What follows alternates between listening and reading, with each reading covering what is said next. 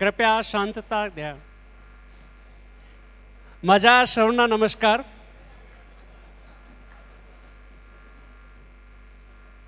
हाँ, पिछले हफ्ते इसी सभागृह में कीट नियंत्रण विषय पे लेक्चर दिया था. इतने ही लोग थे. आप लोग ही थे क्या? अच्छा, ठीक है. सेम लेक्चर फिर से देंगे हम. थोड़ा सा अलग है हमेशा से. कीट नियंत्रण के साथ साथ में कुछ और भी बात करेंगे हम, जो कि कीट नियंत्रण से भी ज्यादा जरूरी है और जिसके बारे में कोई बात ही नहीं करता. सबसे पहले क्या क्या मतलब विषय हैं. जैसे कि संघ से मुझे मैसेज आया था कि उड़दिया के बारे में बात करनी है. उड़दिया का प्रादुर्भाव है काफी. मिलीबग के बारे में बात करनी है और फड़माशी के बारे में. तो ये कीटक हम कवर करेंगे. साथ ही साथ में कि जो छांटनी करने वाले हैं लोग, उनके यहाँ अड़ी का प्रादुर्भाव हो सकता है. एक बार बोलिए मत, तो डिस्ट्रैक्शन होता है ना उससे. आप पाठीमागून खूप आवाज येऊ राहिला. पाठीमागून अजिबात आवाज करू नका. एकदम शांतता राहू द्या. जो जो बात मैं बता रहा हूं ना, अगर भाषण खत्म होने के बाद में मैं किसी से पूछूंगा, वो बता नहीं पाएंगे कि मैंने क्या बताया. मतलब क्या है कि ध्यान से सुनते नहीं है तो आपको समझ में नहीं आएगा. साल में एक ही लेक्चर है जो आप अटेंड करते हैं कीट नियंत्रण के बारे में. ध्यान से सुनिए, हर चीज बहुत ही इंपॉर्टेंट है. और जैसे मैं बता रहा हूं कीट वैसे ही नियंत्रण होगा, चाहे आप इस साल करें, चाहे अगले साल करें, चाहे 10 साल बाद में करें.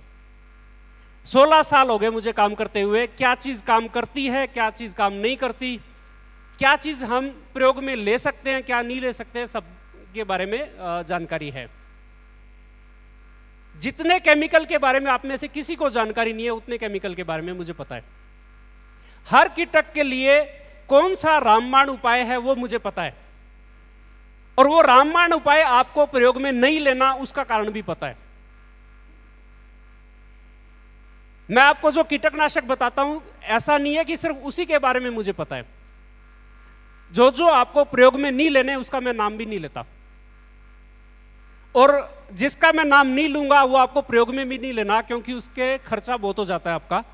ऑलरेडी आपका खर्चा काफी हो चुका है बारिश की वजह से. एक और चीज है कि अंगूर की फसल बाकी फसल से अलग है. अंगूर में मेहनत लगती है. बिना मेहनत के अंगूर नहीं होगा.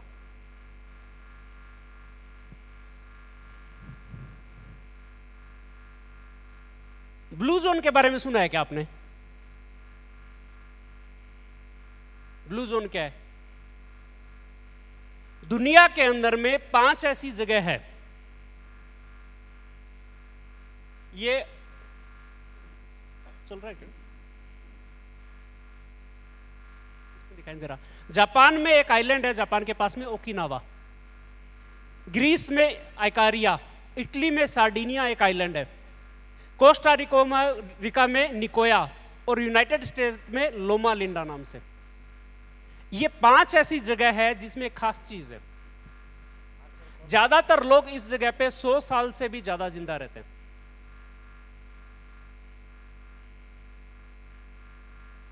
ये नेचुरल है कि इस जगह पे लोग ज्यादा जिंदा रहते हैं, सैकड़ों सालों से. सबसे ज्यादा लोग 100 साल से ऊपर की उम्र के आपको इन जगह पे मिलते हैं. फिर मैंने ये सिंगापुर का नाम यहां क्यों लिख रखा है?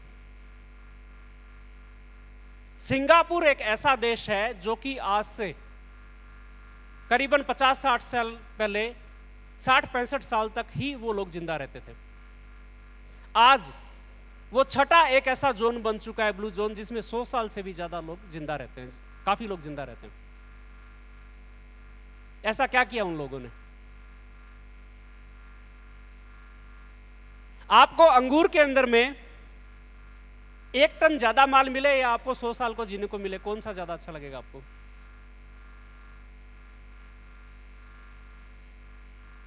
कारण क्या है? This small Southeast Asian country has engineered a society that lives to 100. कौन सा? सिंगापुर। क्या करते हैं ये? वॉक डोंट राइड, चलते हैं वो लोग। सिंगापुर ने क्या किया कि ट्रैफिक की प्रॉब्लम को सोल्व करने के लिए मेट्रो बना दिया, पब्लिक ट्रांसपोर्ट सिस्टम एक्सीलेंट कर दिया उन्होंने। कार खरीदना मुश्किल कर दिया। जो कार आपको यहाँ पे 25 लाख की मिलती है, यहाँ पे मतलब सिंगापुर में जो कार 25 लाख की है उसको खरीदने के लिए करीबन 1.25 से 1.5 करोड़ रुपया खर्च करना पड़ता है। कार फिक्स है, रोड के ऊपर में कितने व्हीकल होंगे उस नंबर से ज्यादा व्हीकल हो ही नहीं सकते। कार खरीदने का आपको राइट खरीदना पड़ता है सबसे पहले, वो सबसे महंगा है, कार से भी महंगा है।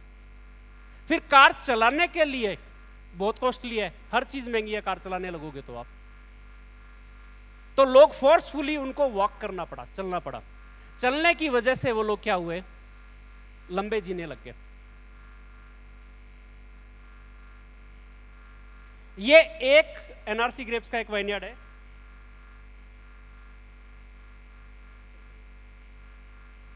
एनआरसी ग्रेप्स का एक वाइनयार्ड है। ये जो एरिया है रेक्टेंगल जो आपको दिखाई दे रहा है, ये 1 हेक्टेयर एरिया है। 1 हेक्टेयर मतलब कि 2.5 एकड़ का एरिया है ये। हर लाइन की दूसरी लाइन से दूरी 10 फीट है। अगर आप एक सिरे से चलना शुरू करोगे, हर लाइन के अंदर में चलोगे और लास्ट लाइन तक पहुंचोगे तो आपका कितना किलोमीटर हो जाएगा? 3.5 किलोमीटर, उससे थोड़ा सा कम होगा। इसको चलने में अगर आप नॉर्मल एक बातें करते हुए आराम से चलते हो तो 1 घंटे में कितना किलोमीटर चल लोगे? 4 किलोमीटर के आसपास चल लोगे। अगर आप हर झाड़ को देखते हुए सुबह सुबह 1-1.5 घंटा चल लोगे तो उसमें आपका 2.5 एकड़ एरिया हो जाएगा। एक दिन में स्वस्थ व्यक्ति को कम से कम 10 किलोमीटर चलना चाहिए अगर आपको स्वास्थ्य बना के रखना है तो। पर बाकी दिन में भी आप चलते हैं तो अगर आपको सिर्फ वाइनयार्ड देखना है, बगीचा देखना है, तो आप 2.5 एकड़ एक दिन के अंदर में हर झाड़ देख सकते हैं। हमारा रिकमेंडेशन ये होता है कि हर 10 दिन में हर झाड़ आपकी आंख के नीचे से कम एक बार निकलना चाहिए। मतलब कि अगर आपके पास में 25 एकड़ एरिया है तो आप अपने बगीचे को अच्छे से मैनेज कर सकते हैं, मॉनिटर कर सकते हैं। यह मॉनिटरिंग लेबर के भरोसे नहीं करनी, मैनेजर के भरोसे नहीं करनी, मालिक को खुद से करनी है।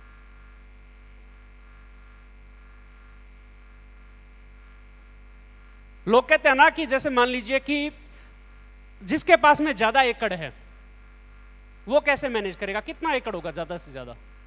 नॉर्मली अगर एवरेज निकाल के देखें, जैसे मैंने बात किया, तो 5 एकड़ के आसपास में नॉर्मली लोगों के पास में एवरेज होता है। ज्यादा बड़े बागायतदार हैं उनके पास में खैर बहुत ज्यादा होता है, 80-80 एकड़ के हैं जानता हूं मैं, पर उनके पास में परिवार भी बड़ा है। एक आदमी को 20 एकड़ से ज्यादा नॉर्मली परिवार के अंदर में नहीं लगता कि उसको मॉनिटर करने या मैनेज करने की जरूरत पड़े। यह काम जो है मॉनिटरिंग का लेबर से नहीं होगा, ये खुद से करना पड़ेगा आपको। अगर आपने एक काम कर लिया, सिर्फ एक काम, अपने बगीचे में आपको हर झाड़ की स्वास्थ्य के बारे में पता है, आपको आपका अंगूर की सारी समस्या दूर हो जाएगी। कीटक के बारे में बात कर रहा हूं क्योंकि आपको पता है किस बगीचे में किस झाड़ के अंदर में क्या समस्या है। सिर्फ एक चीज आपको पता होनी चाहिए कि समस्या क्या है, और जैसे समस्या आनी शुरू हुई उसी टाइम में आपको काम करना है। कम से कम खर्चे के अंदर में आपका खर्चा बढ़ता जा रहा है, उसके बारे में बात करेंगे आगे। कम से कम खर्चे के अंदर में आप कीट नियंत्रण कर सकते हैं। दूसरा, कीट नियंत्रण भी होगा, आप 100 साल से ज्यादा जिएंगे। मिलीबग के लिए हम बात करते हैं। मिलीबग कंट्रोल करना सबसे आसान है, खोड़ कीट कंट्रोल करना सबसे आसान है। पर हम आसानी से कंट्रोल नहीं करते। हम 5 साल से, मैं एक औषध है जिसका नाम भी नहीं लेता, हर बगायतदार उसके 2-3 फवारनी कर रहा है।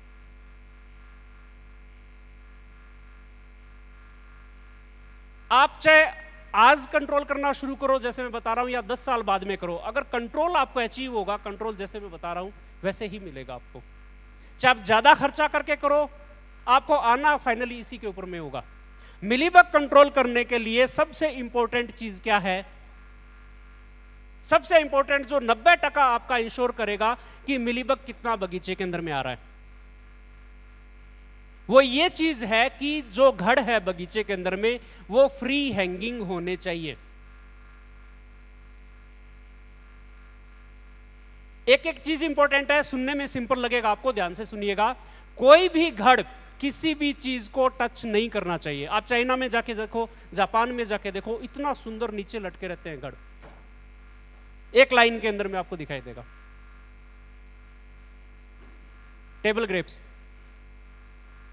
अगर आपका घड़ किसी भी चीज को टच नहीं कर रहा आपके बगीचे में, मिलीबग घड़ के ऊपर में अपने आप से कम हो जाएगा। ये आप पिक्चर देख रहे हैं, वलांडा को टच कर रहा है घड़, ऐसे घड़ बगीचे में होने ही नहीं चाहिए। आपका मिलीबग का नियोजन इसी से हो जाएगा। जब तक ऐसे घड़ बगीचे में रहेंगे, आप कुछ भी फवारनी करते रहिए, आपके बगीचे में मिलीबग कंट्रोल नहीं होगा। ऐसे घड़ के अंदर में ब्रीड करेगा और जो स्वस्थ घड़ है उनके ऊपर में चला जाएगा। फिर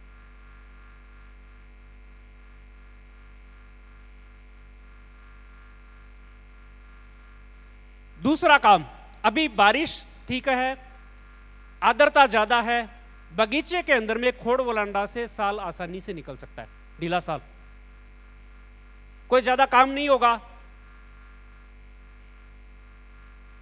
साल निकाल लीजिए, ढीला साल।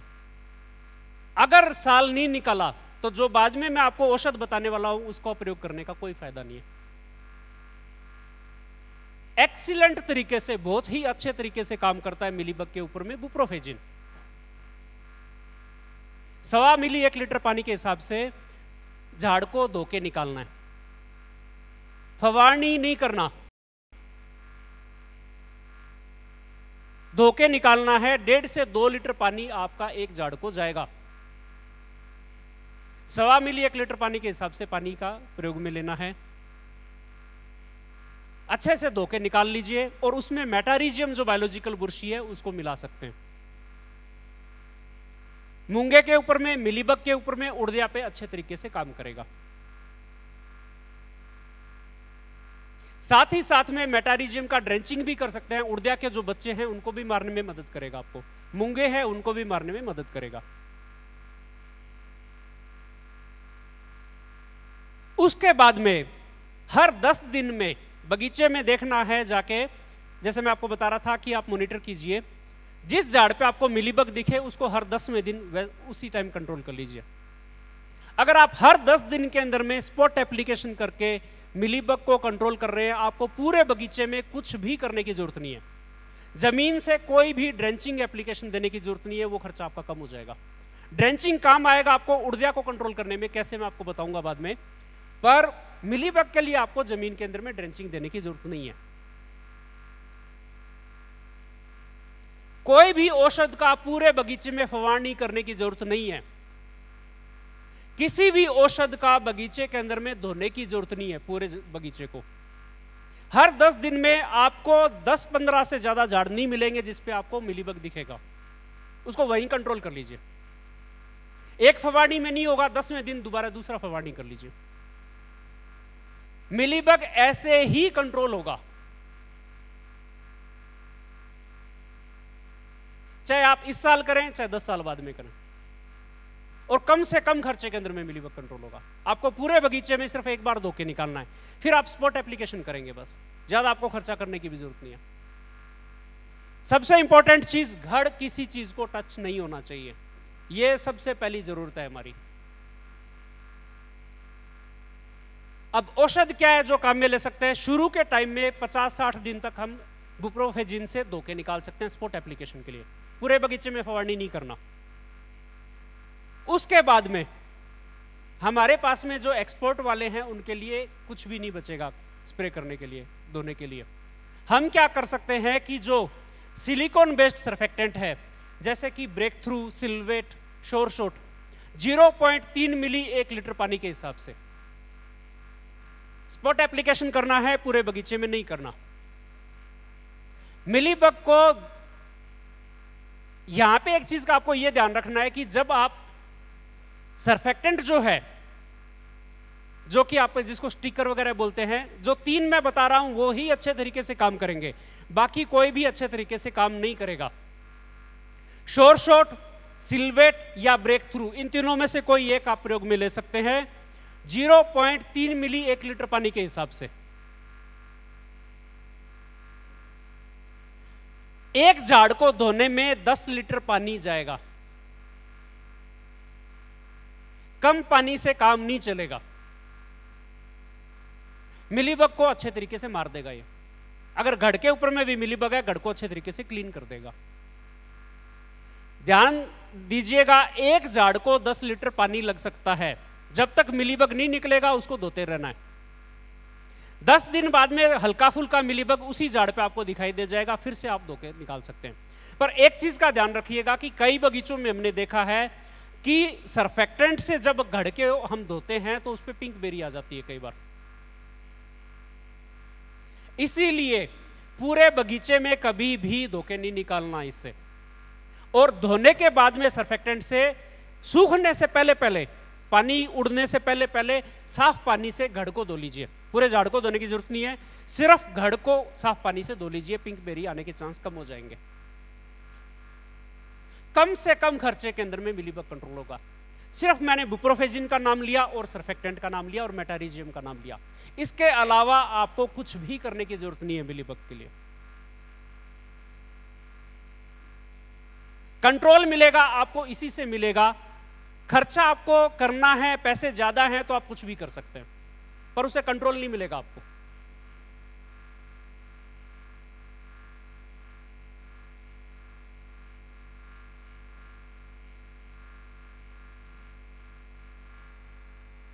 खोड़कीड़ के लिए सेम चीज कि हर 10वें दिन हम बगीचे में जाके देख रहे हैं, हर झाड़ को देख रहे हैं हर 10वें दिन, जैसे ही भूसा निकलना शुरू हो उसी टाइम में स्क्रू ड्राइवर से या कातरी से उसको खोल के पास में बैठा हुआ छेद के आपको मिल जाएगा खोड़कीड़, उसी टाइम निकाल के मार दीजिए। हर 10वें दिन हर झाड़ देखना जरूरी है, आपका मिलीबग कंट्रोल हो जाएगा, खोड़कीड़ कंट्रोल हो जाएगा। कोई भी खर्चा करने की जरूरत नहीं पड़ेगी खोड़कीड़ के लिए। आपको 10 सेकंड का टाइम लगता है छेद को खोल के और खोड़कीड़ को बाहर निकाल के मारने में।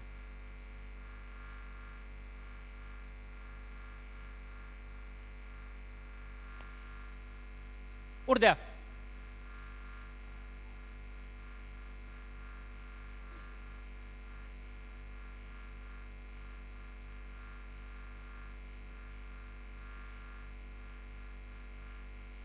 उड़दिया कंट्रोल करने के लिए पहली चीज एक ध्यान रखिए कि उड़दिया का जो अडल्ट है, इसका जो बीटल है, ये आसानी से मर जाता है। ज्यादातर कॉन्टैक्ट कीटकनाशक जो स्पर्शजन्य है इस फैमिली पे काम करते हैं, वो इसको मार देते हैं। तो कंट्रोल मिल क्यों नहीं रहा? बहुत ही आसान है इसके उड़दिया के अडल्ट को मारना, बीटल को मारना। प्रॉब्लम क्या आ रही है? प्रॉब्लम यह है कि मान लीजिए कि आपने एक बगीचा है, उसका छांटनी कर लिया। ये जो बीटल है, इसको जो नया डोड़ा है, नई जो बड है, कली है, वो ज्यादा अच्छी लगती है। पुराने बगीचे के अंदर में, जो पुराना बगीचा मतलब कि जो जहां छांटनी नहीं किया है, उस बगीचे से उड़ के आपके बगीचे में छांटनी के बाद में आ जाएगा। तो जहां पे आपने छांटनी नहीं की है उस बगीचे के अंदर में कंट्रोल करके रखिए। आपको अगर पता लगाना है कि कितना है, तो आप जैसे मान लो जब इथरेल का स्प्रे करते हैं तो इथरेल की तरफ ये थोड़ा अट्रैक्ट होता है और आपको टैंक के ऊपर में चिपका हुआ दिखाई दे जाता है, मतलब कि उस बगीचे के अंदर में आपका उड़दिया है काफी। तो अगर आपने प्रूनिंग कर रखा है एक बगीचे के अंदर में, उसके पास में आपके दूसरे बगीचे हैं जिनके अंदर में उड़दिया है, तो उसमें कंट्रोल कर लीजिए। कोई भी सस्ता कीटनाशक स्प्रे करके उसको कंट्रोल करके रखिए वहां पे।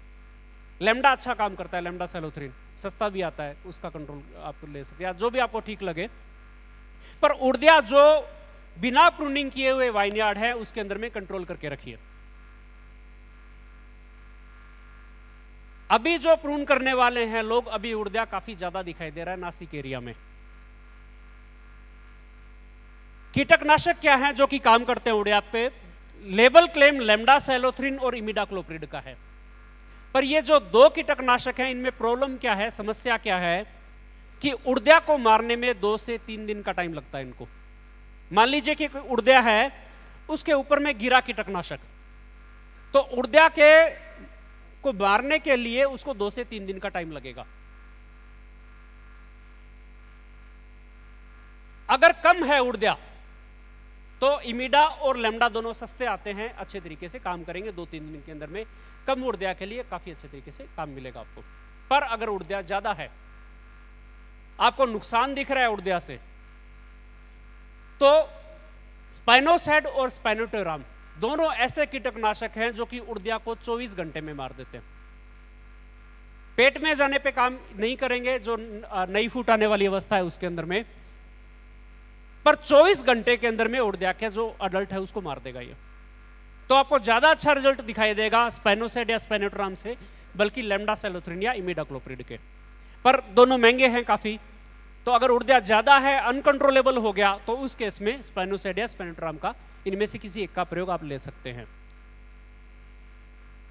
साथ ही साथ में अगर आपको लग रहा है कि उड़दिया अनकंट्रोलेबल है, कंट्रोल नहीं मिल पा रहा, तो हमको सॉइल ड्रेंचिंग करने की जरूरत है। डेंटासू का सॉइल ड्रेंचिंग जो बिना एक्सपोर्ट वाले हैं, क्योंकि नेक्सर 5 से डेंटासू निकल चुका है, जो लोकल वाले हैं वो सॉइल के अंदर में डेंटासू का सॉइल ड्रेंचिंग भी साथ ही साथ कर सकते हैं। तो जमीन में जो बच्चे हैं उड़दिया के वो मर जाएंगे। जो एक्सपोर्ट वाले हैं वो प्रूनिंग करते ही, जैसे ही आपने प्रूनिंग किया, मेटारिजियम का सॉइल ड्रेंचिंग कर दीजिए। जो बायोलॉजिकल बुरशी है 3 लीटर एकड़ के हिसाब से, अच्छे क्वालिटी का मेटारिजियम आराम से 500 रुपए के अंदर में आ जाता है। 3 लीटर मेटारिजियम का सॉइल ड्रेंचिंग कर दीजिए। जमीन के अंदर में जो रूट जोन के आसपास में उड़ते हैं वो कंट्रोल हो जाएंगे। इवन जिसमें आपने छांटनी नहीं किया उस बगीचे के अंदर में भी आप सॉइल ड्रेंचिंग कर सकते हैं, अगर उड़दिया ज्यादा है तो, या डेंटासू का प्रयोग करना है तो वहां पे सॉइल ड्रेंचिंग में आप कर सकते हैं उसका प्रयोग। अगर बारिश रुक जाता है, जमीन गीला नहीं है, बारिश रुक गया, जमीन सूख गया, उस केस के अंदर में अगर उड़दिया आपको ज्यादा दिखाई दे रहा है, तो जो इंटर रो स्पेस है, 2 लाइन के बीच का जो जगह है, उसके अंदर में कल्टीवेटर से शैलो हैरोइंग, ज्यादा डीप नहीं करना, उसके अंदर में कल्टीवेटर चला दीजिए।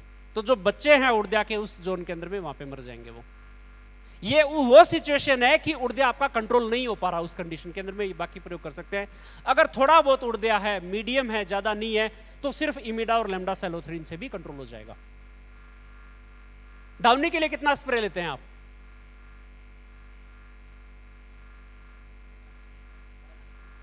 हाँ, पर काफी ले सकते हैं आप, लोग हर दिन भी लेते हैं कई बार। उड़दिया के लिए सबसे जो क्रिटिकल स्टेज है वो है नई फूट आने की अवस्था और उसके बाद के 7-8 दिन, जब कंट्रोल करना उड़दिया को मुश्किल हो जाता है। 5-6 पत्ते आ गए, उसके बाद में ज्यादातर कीटनाशक अच्छे तरीके से पेट में जाने के बाद भी उड़दिया को कंट्रोल कर देंगे। पर जब तक कैनोपी नहीं है हमारा, तब तक उड़दिया को कंट्रोल करना बहुत ही मुश्किल है। अगर आपको हर दिन भी फवांडी करना पड़े 4-5 दिन लगातार, तो भी ठीक है, क्योंकि इमिडाक्लोप्रिड और लैम्डा सेलोथ्रीन ज्यादा महंगे नहीं आते। पर जो नुकसान उड़दिया कर देगा वो काफी ज्यादा कर देगा। अगर मतलब कई बार हमने देखा है कि पूरा का पूरा खत्म किया हुआ वाइनयार्ड उड़दिया की वजह से, क्योंकि 2-3 दिन फवांडी नहीं गया।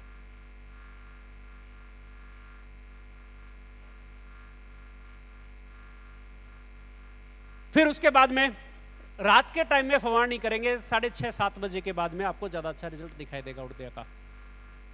ये रिजल्ट जो है, मान लीजिए आप अलग अलग टाइम फवांडी करते हैं, आपको पहले दिन काफी ज्यादा स्ट्राइकिंग डिफरेंस दिखाई देगा कि जब आपने रात को फवारनी किया उसका रिजल्ट आपको बेस्ट दिखाई देगा दिन के टाइम में फवारनी करने की बजाय। तो ये आप ध्यान रखिए, उड़दिया के लिए जब भी फवारनी करेंगे रात के टाइम में या सुबह आप 8 बजे 7-8 बजे से पहले फवारनी कंप्लीट कर लीजिए, तो आपको ज्यादा अच्छा रिजल्ट उड़दिया के लिए दिखाई देगा। अगर कोई भी समस्या है, उड़दिया कंट्रोल नहीं हो रहा, आप मुझे फोन कीजिए, हम उड़दिया कंट्रोल करवाएंगे आपका।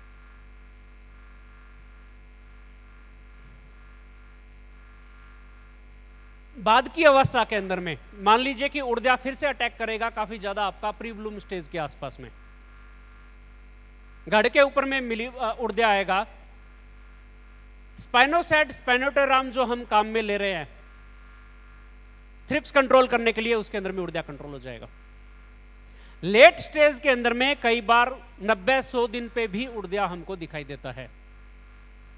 नासिक में एक जगह हमने देखा था कि मणि के ऊपर में मणि को खा के नुकसान किया और काफी ज्यादा नुकसान था उसमें।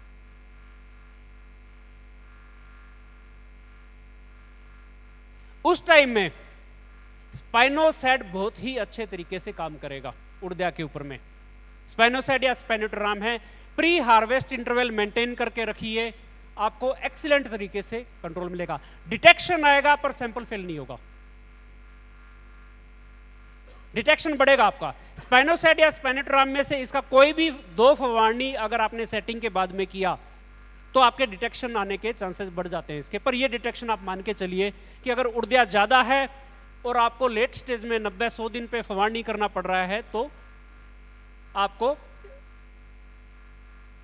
एक डिटेक्शन मान के चलिए। पर अगर 90-100 दिन पे आपका उड़दिया नहीं आए, उसके लिए क्या कर सकते हैं? लेट स्टेज में उड़दिया आए ही ना, उसके लिए क्या किया जा सकता है? उसका भी तरीका है। उड़दिया लेट स्टेज में क्यों आता है? उसका कारण यह है कि आप उसको पैदा कर रहे हो। कैसे पैदा कर रहे हो? बेरी सेटिंग के बाद में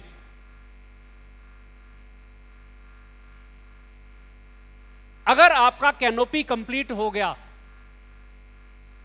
तो उस टाइम में आपको क्या करना है? कैनोपी को वहीं पे रोक देना है। नई ग्रोथ को, जैसे ही नई ग्रोथ आएगा उसको वहीं पे कंट्रोल कर देना है शेंडा पिचिंग करके।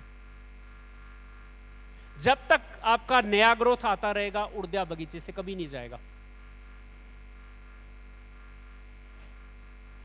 पुराने पत्ते को इतना ज्यादा पसंद नहीं करता वो, और अंगूर के अलावा और किसी फसल पे वो सरवाइव नहीं कर सकता। एक उड़दिया का जो बीटल है, आपको पता है कितने दिन जिंदा रहता है? कभी कुछ आइडिया है? हमने लैब में एक्सपेरिमेंट सेटिंग में देखा 117 दिन तक एक उड़दिया जिंदा रहता है, 100 दिन से भी ज्यादा।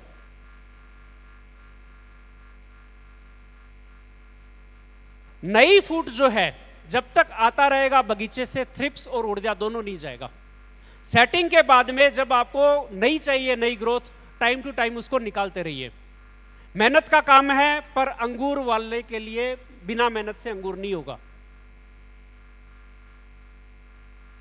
और कोई भी तरीका, आप 4 लोगों के पास जाएंगे, आपको 4 अलग अलग केमिकल बता देंगे, उड़दिया कंट्रोल होगा जैसे मैं बता रहा हूं वैसे ही होगा। आपको नई ग्रोथ निकालनी है अगर आपको लेट स्टेज के अंदर में उड़दिया का समस्या है तो। लेट स्टेज में आपको एक डिटेक्शन कम चाहिए तो आपको उसके लिए नई ग्रोथ जो है उसको, जो शेंडा है उसकी वार्ड को कंट्रोल करके रखना पड़ेगा। उसको खाने के लिए कुछ दो ही मत। अब इतनी चीजें मैंने आपको बताई है उड़दिया कंट्रोल करने के लिए, आपको कितना याद होगा? सारी चीजें याद है? मेरे बाद में दूसरा लेक्चर होगा, आप आधी से ज्यादा चीजें भूल जाएंगे। रिपीट करते हैं फिर से, हमने क्या क्या डिस्कस किया इसके अंदर में उड़दिया कंट्रोल करने के लिए। मैंने आपको 5 औषध बताई है, यहां पे लिखी हुई है 5 औषध जो है उड़दिया कंट्रोल करने के लिए। लेम्डासाइलोथ्रिन, इमिडाक्लोप्रिड, फिप्रोनिल, 2 से 3 दिन का टाइम लगता है इनको उड़दिया कंट्रोल करने में। स्पाइनोसाइड, स्पाइनोटेराम 24 घंटे के अंदर में उड़दिया के जो अडल्ट है उसको मार देता है। एक और कीटनाशक है जो कि 24 घंटे के अंदर में मारता है, पर उसका लेबल क्लेम अभी तक नहीं आ पाया है। इमिडाक्लोप्रिड प्लस बीटासाइफ्लुथ्रिन का एक फार्मूलेशन है, उसका हम सोच रहे थे कि इस साल मिल जाएगा, पर अभी तक लेवल क्लेम मिला नहीं है उसको। तो वो भी 24 घंटे के अंदर में उड़दिया को मार देता है, पर उसका लेवल क्लेम अभी तक नहीं है। तो हो सकता है कि वो सस्ता हो इन दोनों से, स्पाइनोसैड या स्पाइनोट्राम से। रात के टाइम में फवारनी करनी है 6:30-7 बजे के बाद में। एक चीज और कि जब रात के टाइम में आप फवारनी करने जा रहे हो तो एक एक नोजल दोनों साइड के अंदर में जमीन की तरफ भी रखिए, तो आपको ज्यादा अच्छा रिजल्ट उड़दिया का दिखाई देगा। आप ऊपर फवारनी कर रहे हो, साथ ही साथ में एक एक नोजल नीचे की तरफ भी कीजिए। तसल्ली से फवारनी कीजिए, जितना डोज 1 एकड़ को जाना चाहिए उतना डोज जाना ही जाना है, उससे कम नहीं करना।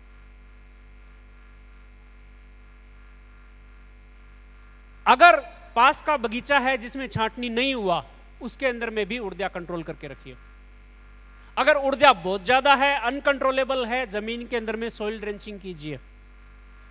मेटारिजियम इमीडिएटली काम नहीं करेगा, कम से कम आप 10 दिन पहले, हफ्ता 10 दिन पहले ड्रेंचिंग कीजिए उसका। इवन आपका अगर डेंटासू का भी आपको करना है, क्लोथानिडिन का ड्रेंचिंग, वो भी आप हफ्ता भर पहले कीजिए, नई फूट आने से पहले। तो जो नए जो बन रहे हैं, इवन जिस बगीचे के अंदर में आपका छांटनी होना बाकी है, उसमें भी अगर उड़दिया ज्यादा है तो ड्रेंचिंग के बारे में सोच सकते हैं आप।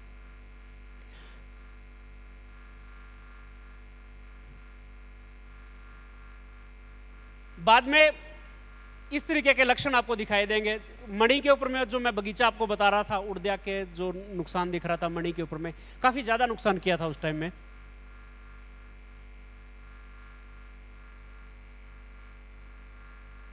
काले जो वैरायटी है उसके अंदर में ये समस्या दिखाई देती है मेनली। और अगर वाइट ग्रेप्स हैं उसके अंदर में भी, वाइट वैरायटी में अगर क्रैकिंग हो गया तो उसमें भी ये समस्या दिखाई दे सकती है। सबसे बड़ा कंफ्यूजन लोगों को इसी के अंदर में है, और पिछले कितने 5 साल से मैं बात कर रहा हूं। ये लेक्चर के बाद में मैं फिर से आपसे बात करूंगा, फिर से आपको समझ में नहीं आएगा। ध्यान से सुनिएगा। अंगूर के अंदर में जो माशी आती है वो ड्रोसोफिलिड है, नाम लिखा है ड्रोसोफिलिड माशी, छोटे साइज की होती है। उधर देखिए मणि के ऊपर में आपको दिखाई दे जाएगा। घर के अंदर में अगर आपने केला रखा हुआ है और ज्यादा पक गया तो उसके ऊपर में ये आती है, आपको पहचानने में आसानी हो जाएगी।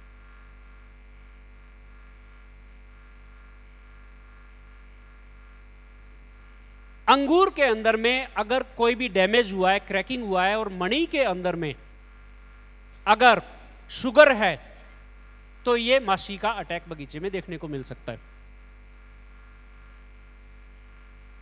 हमने एक एक्सपेरिमेंट किया, उसमें क्या किया हमने कि क्रैक क्रिएट किया और देखा कि क्रैकिंग होने के बाद में, डैमेज होने के बाद में जो माशी है वो 4 से 5 दिन बाद में आती है। क्रैकिंग होने के जस्ट बाद में बगीचे के अंदर में माशी नहीं आती। कारण क्या है उसका? उसका कारण यह है कि जैसे ही क्रैकिंग हुआ, शुगर जो है, शर्करा है, साखर, वो एक्सपोज होता है ईस्ट से, जो कि बुरशी है। फर्मेंटेशन शुरू होता है और फर्मेंटेशन की स्मेल आने में 4 से 5 दिन का टाइम लगता है। जैसे ही फर्मेंटेशन की गंध आएगी, ये मक्खी हमारे बगीचे के अंदर में आ जाएगी। जब तक बगीचे के अंदर में फर्मेंटेशन होगा उसको टाइम लगेगा, पर ये फर्मेंटेशन को हम रोक सकते हैं। फर्मेंटेशन को कैसे रोक सकते हैं? अजोक्सिस्ट्रोबिन जो है, 7 दिन का पीएचआई है इसका। इसके साथ साथ में एक और भी केमिकल है, मिक्स नहीं कर रहा, एक और केमिकल है किटोसन। किटोसन भी अच्छे तरीके से काम करता है इसके ऊपर में। क्रैकिंग के बाद में 24 घंटे के अंदर अंदर में अगर आप इनके में से किसी का भी फवारनी करते हैं तो फर्मेंटेशन रुक जाएगा और फिर माशी नहीं आएगी बगीचे के अंदर में।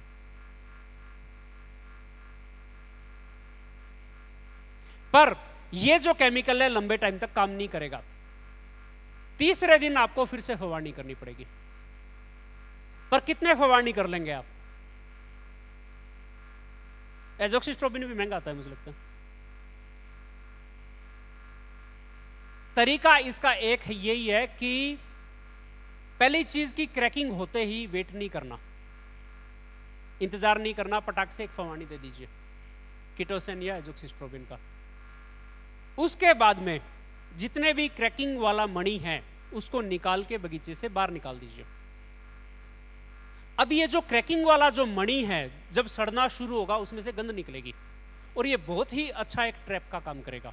मान लीजिए कि बगीचे से 100 मीटर दूर आपने रख दिया इसको, जितने भी मणि है जो क्रैक हुआ है उसको निकाल के बकेट के अंदर में, बाल्टी के अंदर में, बगीचे से 100 मीटर दूर रख दिया, एक छाया के अंदर में रख दिया। आपके बगीचे में जितने भी फ्लाई हैं सारे के सारे उधर चले जाएंगे, क्योंकि बगीचे में एक भी क्रैक मणि नहीं है आपके, सारे के सारे क्रैक मणि उधर है 100 मीटर दूर। छाया चाहिए उसको, धूप के अंदर में नहीं जाएगा, सारे के सारे फ्लाइज उधर चले जाएंगे।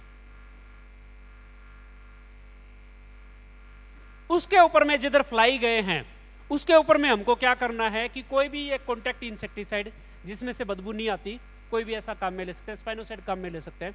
हल्का सा एक फवाना ऐसे देना है 2-3 सेकंड बस, जो भी उड़ रहे हैं वो मर जाएंगे। दिन में कई बार आप कर सकते हैं, हर 2-3 घंटे बाद में ऐसा कर सकते हैं। यही काम करेगा और कुछ काम नहीं करेगा। मेहनत है, जितने भी क्रैक मणि है उसको निकालना है। स्वस्थ मणि के ऊपर में कभी भी ये फ्लाई नहीं आता, माशी नहीं आएगा। अगर स्वस्थ मणि इन्फेक्टेड जो मणि है उसको टच कर रही है, स्पर्श में है उसके, तो जो अड़ी है सफेद रंग का छोटा छोटा होता है अंदर, वो स्वस्थ मणि में भी चला जाएगा। और धीरे धीरे करके ये 10 से 12 दिन के अंदर में अपना लाइफ साइकिल कंप्लीट कर लेता है और धीरे धीरे करके पूरा घड़ खराब हो जाएगा, सड़ जाएगा। एक मणि भी क्रैक है वो पूरे घड़ को सड़ा सकती है। आपको जो क्रैक मणि है उसको निकालना ही निकालना है, और क्रैक मणि निकाल के 100 मीटर दूर रख दीजिए, आपका ट्रैप का काम करेगा। सारे जितने भी माशी हैं वो उधर चले जाएंगे। एक और समस्या है, सिर्फ क्रैकिंग होने से ही माशी नहीं आती, बिना क्रैकिंग के भी आ जाती है। अब कैसे आती है? अगर बर्ड्स हैं, पक्षी हैं, पंछी हैं, अगर घड़ के ऊपर आके बैठे तो उनके पंजे से नुकसान हो सकता है।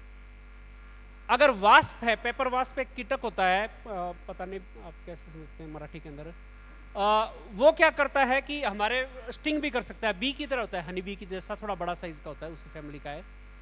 अगर जंगल के आसपास में है, पत्थर है आसपास में, तो उसके अंदर में उसके घर हो सकते हैं, तो वो भी आके मणि के अंदर में नुकसान कर सकता है, उससे भी नुकसान मतलब छेद कर सकता है, उसमें फ्लाई आ सकती है फिर बाद में। बैट्स को मतलब जो चमगादड़ होते हैं वो भी आके रात के टाइम में अगर ऊपर आके घड़ी पर में बैठ गए तो पंजे से उसको नुकसान पहुंचा सकते हैं, उसमें नुकसान हो सकता है।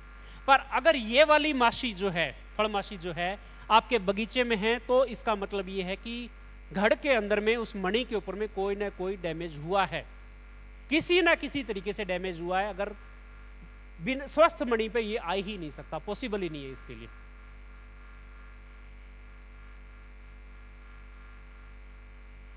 ये वाला माशी देखा है, ये बड़े साइज का होता है और बगीचे के अंदर में घूमते दिख जाएगा आपको।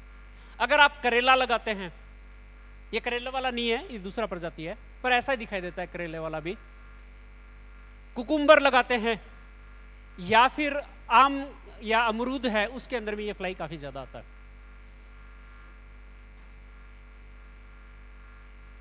बगीचे में इस फ्लाई के लिए ट्रैप आते हैं जो कि मिथाइल यूजिनेल के होते हैं। मिथाइल यूजिनेल एक केमिकल है जो कि इस जो फैमिली के अडल्ट मेल हैं, नर हैं, आदमी हैं, उनको अट्रैक्ट करेगा, फीमेल को ये अट्रैक्ट नहीं करता। हमारे एक साइंटिस्ट हैं बेंगलोर के अंदर में, उन्होंने एक ल्योर बनाया है जो कि बाइसेक्सुअल है, मतलब मेल और फीमेल दोनों को अट्रैक्ट करता है वो, पर उसमें भी मेल ज्यादा आते हैं, फीमेल कम आते हैं। फीमेल को एक्सक्लूसिवली अट्रैक्ट करने के लिए कोई भी ट्रैप अवेलेबल नहीं है, अभी तक मेरी नॉलेज में नहीं है। अब ये क्या करेगा? आपने क्या किया, बगीचे के अंदर में जगह जगह ये ट्रैप लगा दिए, दूर दूर से किधर भी ये फ्लाई होगा ये उड़ता हुआ आपके बगीचे के अंदर में आ जाएगा। ये फ्लाई अंगूर को पसंद नहीं करता, अंगूर के अंदर में अंडे देना भी पसंद नहीं करता। अगर अंडे दे भी दिए तो बच्चे ज्यादा अच्छे तरीके से डेवलप नहीं होते, पर अंगूर के अंदर में ये लाइफ साइकिल कंप्लीट कर सकता है। पर अंगूर इसका प्रीफर्ड होस्ट नहीं है, अंगूर को ये पसंद नहीं करता। पर अगर आपने ये ट्रैप बगीचे में लगाया तो मेल आ जाएगा। मेल अंगूर को नुकसान नहीं पहुंचाता, फीमेल आएगा। कैसे आएगा कि अगर रिसर्च कहती है कि मेल अगर जो है इस प्रजाति का मिथाइल ल्यूजिनोल के कांटेक्ट में आता है तो मेल भी एक फिरोमोन रिलीज करता है जो कि फीमेल को अट्रैक्ट करता है। तो आपने मेल को अट्रैक्ट करने के लिए लगाया फिरोमोन, पर ये मेल बाद में फीमेल को अट्रैक्ट कर लेगा और फीमेल आपके बगीचे में आके अंडे भी दे सकती है अंगूर के अंदर में, और उसमें बच्चे भी डेवलप हो सकते हैं। अगर इस फ्लाई को खाने को कुछ और नहीं मिला तो ये अंगूर के अंदर में भी आ सकती है, पर अंगूर के अंदर में नॉर्मल कंडीशन के अंदर में नहीं आती। अगर आपके पास में बगीचे में फ्लाई ये वाली है तो आप ट्रैप ये क्यों लगा रहे हैं? ये ट्रैप आपके बगीचे के अंदर में समस्या बढ़ा रहा है। अब मैं लेक्चर खत्म होने के बाद में पूछूंगा तो आधे से ज्यादा लोगों को समझ में नहीं आया होगा कि मैं क्या बता रहा हूं। समझ में आया? हमारे बगीचे के अंदर में अगर मणि को नुकसान पहुंचता है, जब मणि के अंदर में शुगर होती है तो ये वाली फ्लाई आती है। ये स्वस्थ मणि में कभी नहीं आ सकती, पॉसिबल ही नहीं है इसके लिए। स्वस्थ मणि में आने की भी एक प्रजाति है, उसके बारे में हम बात नहीं करेंगे क्योंकि हमारे यहां पे है नहीं वो।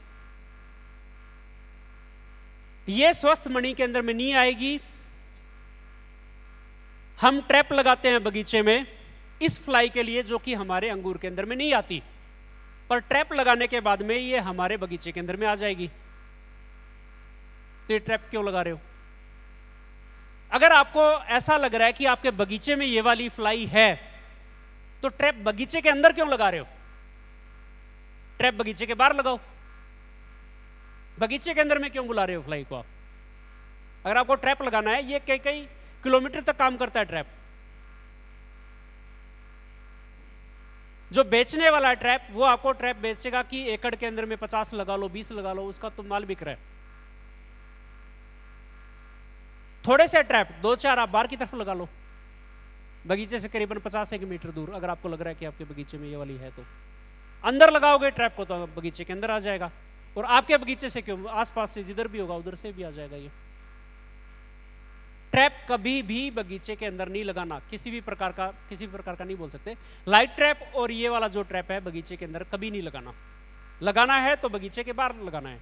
फ्लाई को बाहर लेके जाओ आप, पर शेड के अंदर में लगाना है, छाया के अंदर लगाना है, ज्यादा धूप के अंदर में नहीं लगाना इसको। हमने क्या बात की? कंट्रोल कैसे करना है? क्रैकिंग के बाद में फर्मेंटेशन को रोकना है। कैसे रुकेगा? एजोक्सिस्ट्रोबिन या कीटोसन का स्प्रे करके। पर आप कितना फवारनी कर लोगे, कितना खर्चा कर लोगे, उससे काम नहीं चलेगा। हमको जो क्रैक बेरी है, डैमेज बेरी है, उसको निकाल के दूर लेके जाना है, कम से कम 100 मीटर दूर। उसको एज ए ट्रैप में यूज करना है कि सारे फ्लाई हैं उधर चले जाएं। फिर उसके बाद में ये वाला ट्रैप बगीचे में नहीं लगाना हमको। अगर पक्षियों की, पंछी की समस्या है, बैट की समस्या है, चमगादड़ की, तो आपको जो बर्ड नेट होता है वो लगा के रखना है। और बर्ड नेट लगाने का टाइम वेराइजन के बाद का है। अगर आपको ये ट्रैप लगाना है, ये आपको वेराइजन के बाद लगाना है। जब क्रैकिंग हो गया, फ्लाई आना शुरू हो गया, तब लगाने का नहीं है। ये डैमेज बचाना है आपको पक्षी से, बैट से। जैसे ही वेराइजन स्टेज आ जाए, बर्ड नेट लगा दीजिए जहां पक्षी की समस्या है। जो अर्ली प्रूनिंग वाले हैं उनके हो सकता है कि ज्यादा पक्षी की समस्या हो, क्योंकि आसपास में बाकी फसल कम होगा आपका अंगूर का। पंछी हो सकता है कि ज्यादा मात्रा में आपके बगीचे के अंदर में आए और नुकसान पहुंचाए। ये ट्रैप नॉर्मली बगीचे के अंदर में नहीं लगाना। नहीं लगाएंगे तो भी काम चलेगा, क्योंकि क्रैकिंग प्रॉब्लम है जिससे फ्लाई आती है। ये वाली फ्लाई हमारे बगीचे में इंपॉर्टेंट नहीं है। तो हमने क्या क्या बात किया? हमने बात किया मिलीबग कंट्रोल करने के बारे में। हमने बात किया कि खोड़कीड़ कैसे कंट्रोल करना है, उड़दिया कैसे कंट्रोल करना है, ये फ्लाई कैसे कंट्रोल करना है।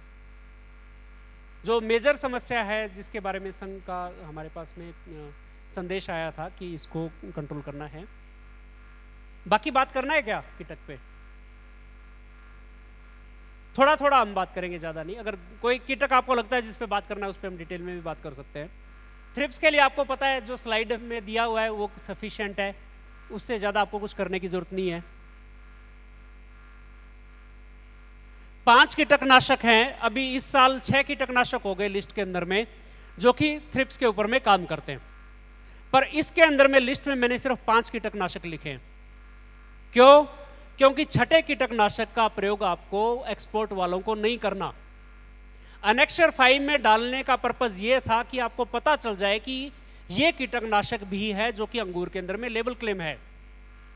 पर अनेक्सर 5 में डालने का मतलब ये नहीं है कि आप एक्सपोर्ट वाले उसको यूज करना शुरू कर दें। पहला साल है, कोई भी नया कीटकनाशक पहले साल में ज्यादा प्रयोग नहीं करना। एक्सपोर्ट वाले खास तौर पे ध्यान रखिए। क्या कीटकनाशक है? ब्रोफ्लेनिलिड जो नाम दिया हुआ है, एक्सपोनस के नाम से मार्केट में आता है, इसको लेबल क्लेम मिला है। पर एक्सपोर्ट वाले इसका प्रयोग नहीं करेंगे। पहला साल है, रिस्क मत लीजिए। यूरोपियन यूनियन के अंदर में MRL 0.01 का है, इसका डिटेक्शन हो गया, सैंपल फेल हो जाएगा।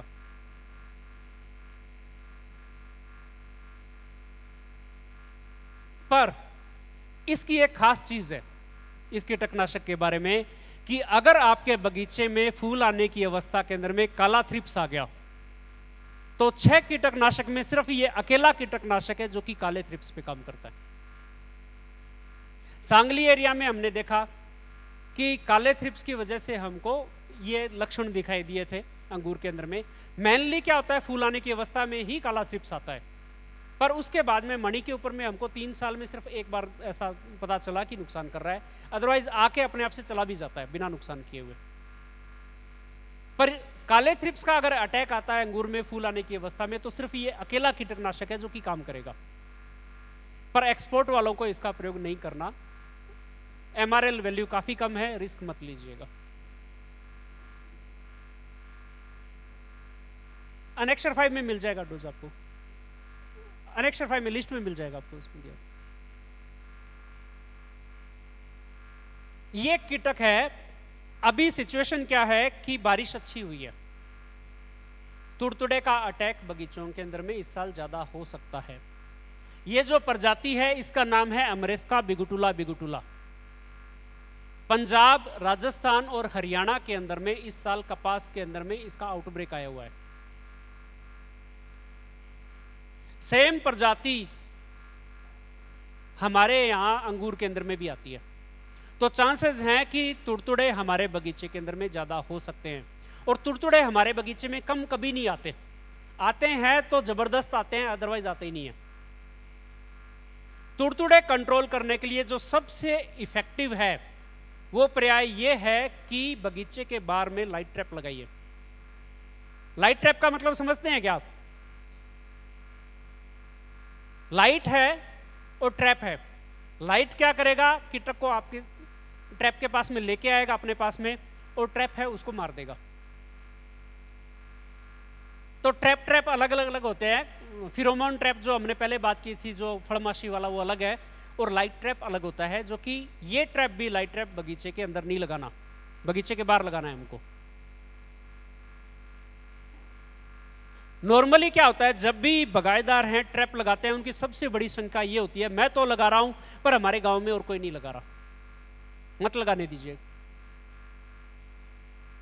क्योंकि ट्रैप आप अपने बगीचे में नहीं लगा रहे, ट्रैप आप बगीचे के बाहर लगा रहे हैं। समस्या तब है जब ट्रैप आप बगीचे के अंदर में लगाएंगे, आपके बगीचे में कीटक बढ़ जाएंगे। पर अगर वही ट्रैप आपने बगीचे के बाहर लगाया, करीबन आपने 15-20 फीट दूर लगा दिया, तो आपके बगीचे में जितने भी कीटक हैं वो बाहर चले जाएंगे। इसलिए ट्रैप हमेशा बगीचे के बाहर लगाना है, और सबसे इफेक्टिव तरीके से इसके ऊपर में लाइट ट्रैप काम करता है। साथ ही साथ में अभी जो प्रूनिंग किया है उनके बगीचों में अड़ी की समस्या आ सकती है, लश्कर अड़ी की। NRC ग्रेप्स के अंदर में 2020 में हमने 10 लाइट ट्रैप खरीदे थे। 44 एकड़ एरिया हमारा प्लांटेड था उस टाइम में। 4 साल के अंदर, 4 साल चले वो ट्रैप, बीच बीच में रिपेयरिंग की जरूरत पड़ी। 4 साल में अड़ी के लिए हमने एक भी फवारनी नहीं किया, सिर्फ लाइट ट्रैप से। तरीका क्या है? पूरे साल लगा के नहीं रखना, मई के लास्ट के अंदर में जैसे डगाड़ा वातावरण होता है उस टाइम हमको लगाना है बगीचे के बाहर, और दिसंबर जनवरी के बाद में उसको, इवन नासिक एरिया में फरवरी तक आप रख सकते हैं, उसके बाद में निकाल दीजिए उसको। अगले साल फिर से, अगले सीजन के अंदर में, मई के अंदर में फिर से लगा लीजिए उसको। बहुत फायदा है इसका। फायदा यह है कि तुड़तुड़े कंट्रोल हो जाएंगे। अभी मुझे पता है 1 महीने बाद में मैं फिर से सर्वे कर रहा हूँ आपके एरिया में, क्योंकि तुड़तुड़े का आउटब्रेक आ गया, और मैं आपको केमिकल बता रहा हूँ कि कौन से केमिकल फवारनी करने हैं, पर लाइट ट्रैप कोई नहीं लगाएगा। आजकल काफी सस्ते आते हैं लाइट ट्रैप, सोलर ऊर्जा से चलने वाले आते हैं, 2000-2500 रुपए के अंदर में लाइट ट्रैप मिल जाता है आजकल, आराम से 3-4 साल चल जाता है। रात को अपने आप से चालू हो जाता है, 2-3 घंटे बाद में अपने आप से बंद भी हो जाता है। आपका एक फवारनी का खर्चा हो जाता है इतना, तो अड़ी कंट्रोल हो जाएगा, एक भी फवारनी करने की हमको जरूरत नहीं पड़ी। तुड़तुड़े कंट्रोल हो जाएंगे, काफी कम फवारनी में तुड़तुड़े कंट्रोल कर पाएंगे आप। एक नई समस्या नासिक के अंदर में आ रही है कि घड़ के अंदर में अड़ी की समस्या, सफेद रंग का अड़ी आता है, 2 अलग अलग तरह के अड़ी हैं, एक तो जो स्किन है वो खाता है, और एक है जो मणि है उसको भी खाता है। उसके पतंग भी ट्रैप के अंदर में आके खत्म हो जाएंगे, उसके लिए भी कुछ नहीं करने की जरूरत आपको।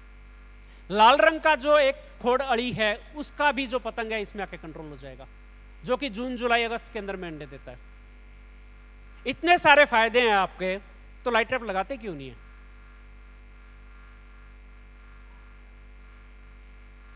मैंने भाषण दिया पर लगाएगा कोई नहीं। अच्छा क्या लगता है? कीटनाशक का फवारनी करना। कम से कम खर्चे के अंदर में कीट नियंत्रण कैसे होता है वो इसी तरीके से होगा। ऑलरेडी खर्चा काफी हो चुका है इस सीजन के अंदर में। लाइट ट्रैप लगा लीजिए, एक्सपेरिमेंट लगाइए, एक ही लगा लीजिए एक बगीचे के बारे में, ज्यादा मत कीजिए। 2500 रुपए का, 2 से 2500 रुपए का खर्चा आएगा ज्यादा से ज्यादा। जो बेचने वाला है वो आपको बोलेगा कि 1 एकड़ में 1 लगाओ, पर हमने 44 एकड़ में 10 लगाए थे। बहुत ज्यादा लगाने की जरूरत नहीं है, एक ही लगा लो एक बार, आपको पता चल जाएगा कैसे काम करता है। लाइट कलर जो है उसके अंदर में ट्रैप में वो ये है कि नियर यूवी लाइट होता है वो, जो कि कीटक को दिखाई देता है और कीटक उसकी तरफ में अट्रैक्ट होता है। हमारे लिए वो हानिकारक होता है, तो इसलिए घर के पास में नहीं लगाना, घर से आप दूर लगाइएगा उसको। तो क्योंकि आप उस लाइट को अगर लंबे टाइम तक देखेंगे तो आपको सिर दर्द वगैरह उस तरह की समस्या हो सकती है आपको। तो मिक्स लाइट होता है वो, पर नियर यूवी के पास में काफी ज्यादा रेंज होती है उसकी, कीटक को ज्यादा दिखाई देता है, दूर दूर से दिखाई देता है कीटक को वो लाइट। और जमीन से 1 या 2 फीट ऊपर, मैक्सिमम 3 फीट ऊपर आपको हाइट रखना है उसका, उससे ज्यादा नहीं रखना। बाकी फसलों में क्या होता है, लाइट ट्रैप कैनोपी से ऊपर लगाया जाता है, पर अंगूर के अंदर में जमीन के पास में लगाया जाता है। ज्यादा अच्छा आपको रिजल्ट दिखाई देगा लाइट ट्रैप का उस केस में। लाल कोड़ी की समस्या ज्यादा नहीं है, ये आप देख लीजिए, औषध काम करते हैं। लाल कोड़ी के लिए सिर्फ एक चीज का ध्यान रखिए, रामबाण उपाय क्या है लाल कोड़ी के लिए, जितना जल्दी फवारनी करेंगे उतना लंबे टाइम तक आपको रिजल्ट दिखाई देगा, और उतने कम फवारनी आपको करने पड़ेंगे। लाल कोड़ी सबसे पहले आपको दिखाई देगा बगीचे के आसपास में कांग्रेस घास है उस पर दिखाई देगा, या ऑन रूट के आपके बगीचे में कोई एक दो झाड़ होगा ऑन रूट का, जो बिना रूट स्टॉक का होगा, उस पर लाल कोड़ी पहले आएगा। तो इनको मॉनिटर करते रहिए। तो जैसे ही 50 दिन का फसल हो जाता है उसके बाद में पत्तों के ऊपर में लाल कोड़ी आ सकता है। जितना जल्दी फवारनी करेंगे उतना कम फवारनी आपको करना पड़ेगा।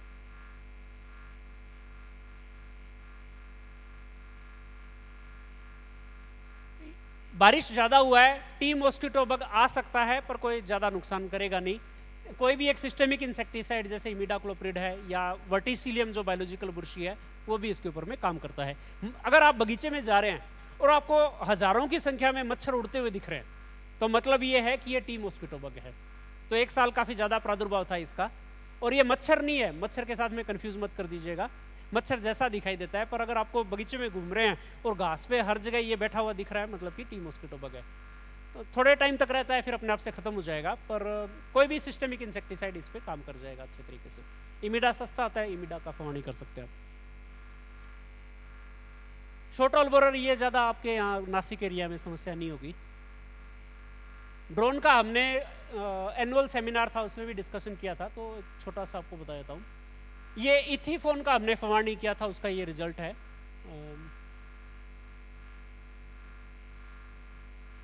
फिर क्या हुआ कि थ्रिप्स के लिए हमने एक्सपेरिमेंट किए, पिछले साल भी किए थे और इस साल भी किए। खरड़ छांटनी के टाइम में एक्सीलेंट तरीके से थ्रिप्स कंट्रोल मिलता है हमको ड्रोन से जब हम फवानी करते हैं।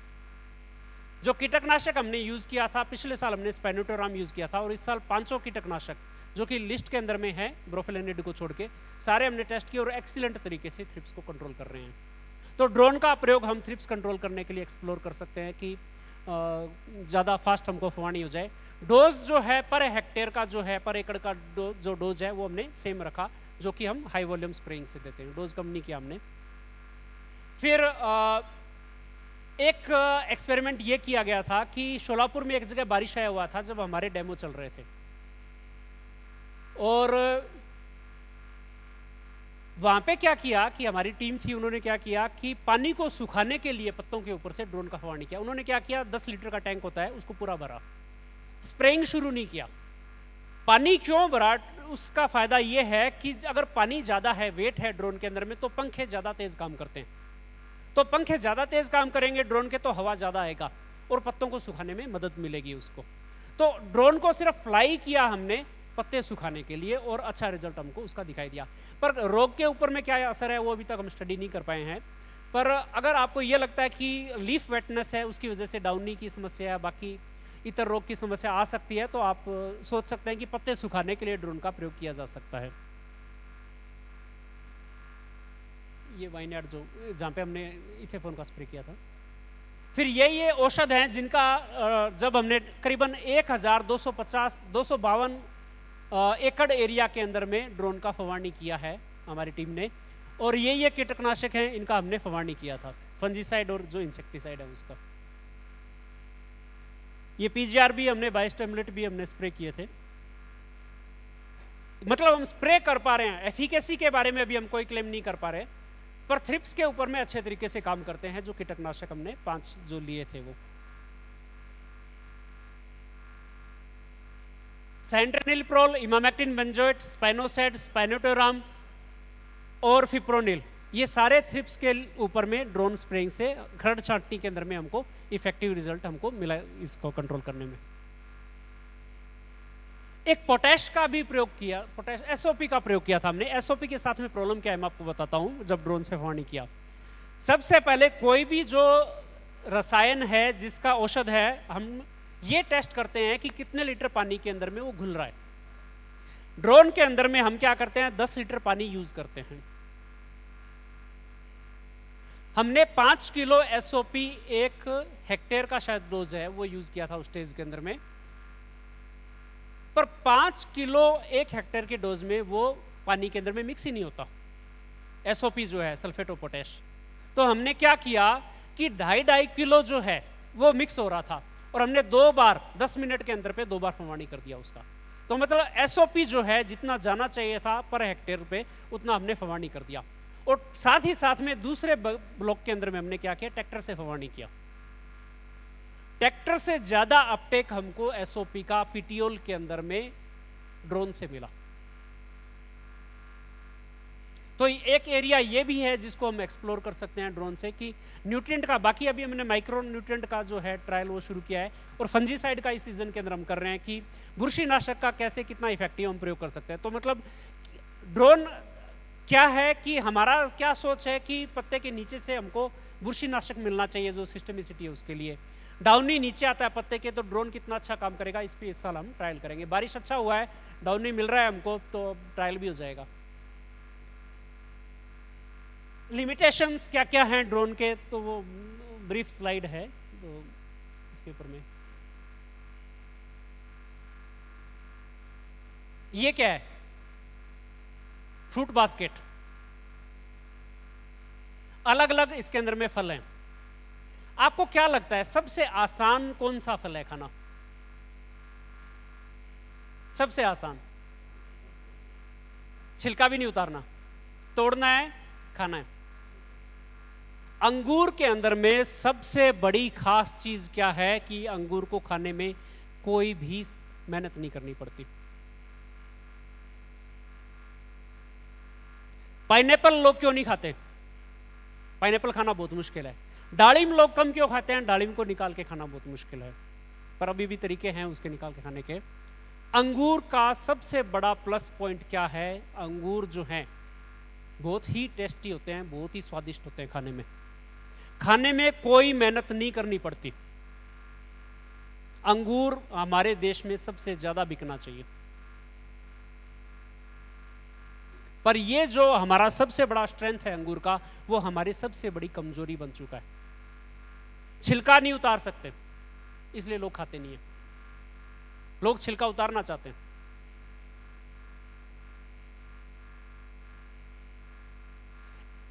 मैं आपको एक बात बताऊं, अगर मैं यहां बैठ के आपको लेक्चर नहीं दूंगा और बाई चांस मेरा लेक्चर से आपको फायदा हो भी रहा है, कितना टका फायदा हो रहा है? 5%, 10%। अगर मैं लेक्चर ना भी दूं, मेरे बताई चीज है वो आप ना भी सुने, तो आपको ज्यादा से ज्यादा कितना फायदा होगा? 10%, उससे ज्यादा नहीं होगा। एक चीज जो इस लेक्चर से भी ज्यादा इंपॉर्टेंट है, वो आप समझने की जरूरत है। आपको एक टेबल दिखाता हूं मैं। ये टेबल ग्रेप्स का प्रोडक्शन का सिनेरियो है पूरे दुनिया के अंदर में। चाइना जो है दुनिया का करीबन आधा टेबल ग्रेप प्रोड्यूस करता है। इंडिया सेकंड नंबर पे है, पर हमसे करीबन 5 गुना ज्यादा चाइना प्रोड्यूस कर रहा है टेबल ग्रेप्स। हमारा जो प्रोडक्शन है उसका 10% एक्सपोर्ट करते हैं, सिर्फ 10%। चाइना कितना एक्सपोर्ट करता होगा?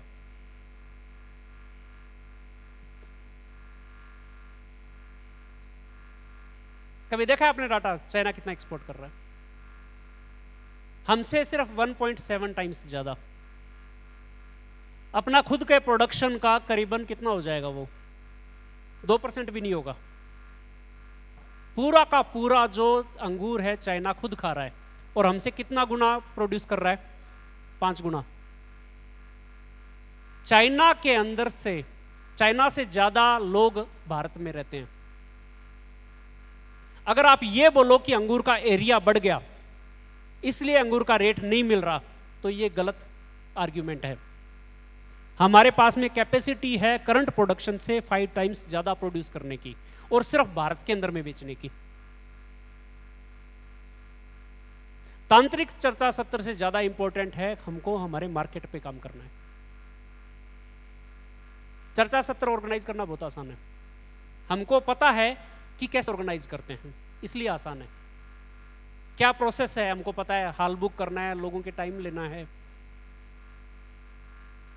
कितने सालों से कर रहे हैं हम? 16 साल से मैं देख रहा हूं हम कर रहे हैं, तो इसलिए आसान है।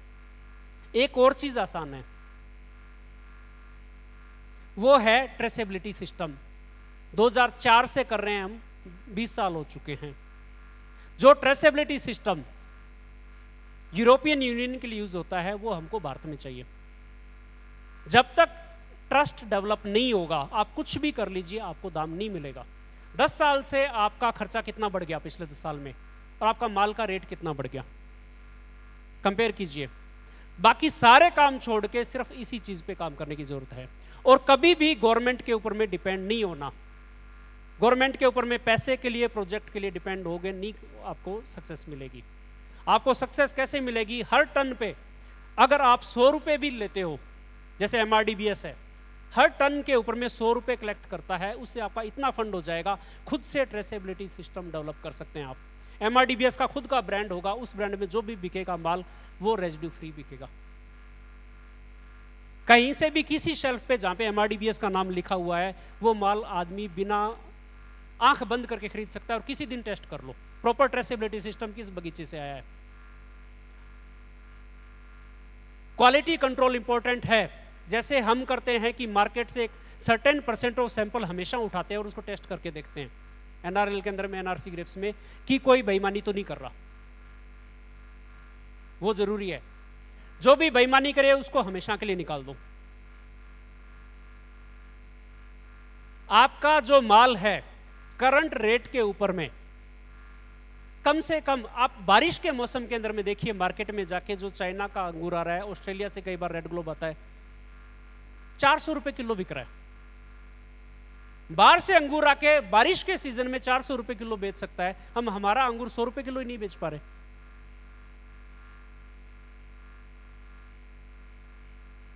ज्यादा प्रोड्यूस करके क्या कर लोगे, कीट नियंत्रण करके क्या कर लोगे, आपको रेट तो मिल ही नहीं रहा।